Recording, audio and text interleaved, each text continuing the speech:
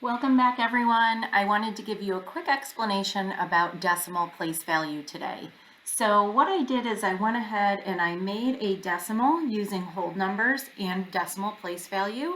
So the number I created is 54 and 38 hundredths. And so really quickly, just to break down this number, anything to the left of your decimal point are going to be your whole numbers. Anything to the right of your decimal point are going to be your decimals. And we're just going to look to the hundredths place today. So when you have your decimal point, that always separates your whole number. Remember, behind every whole number is an invisible decimal. And that's why we put the decimal point here. Anytime that we are reading a number that has a decimal point, we say the word and. The reason is you're combining a whole number and part of a whole, just like with a mixed number. For example, if you had 1 and 3/10, you would say 1 and 3/10 because you're combining a whole number and a fraction.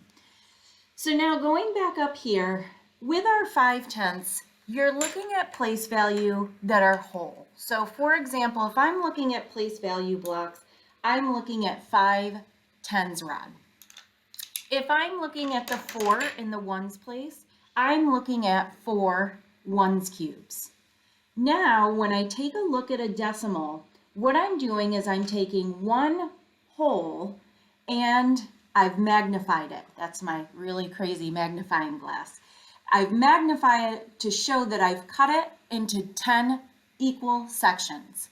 There is no ones place in decimals because it's impossible to take 1 and slice it equally to give you one part. If you're cutting it, you're going to have more than one part. So there's no such thing as a ones place. So the first place that you're going to have, because our whole numbers work on bases of tens and hundreds and thousands, you're going to have that ones cube split into 10 parts. So when we have 3 in our tenths place, what we're really looking at is a 1 cube split into 10 equal parts with 3 parts shaded in. We're going to take that same ones cube, and this time not only are we going to slice it 10 ways going one way, we're going to slice it 10 ways going the other way, and that's going to give us 100 tiny pieces. So when I have 8 hundredths, that means I'm showing 8 tiny parts.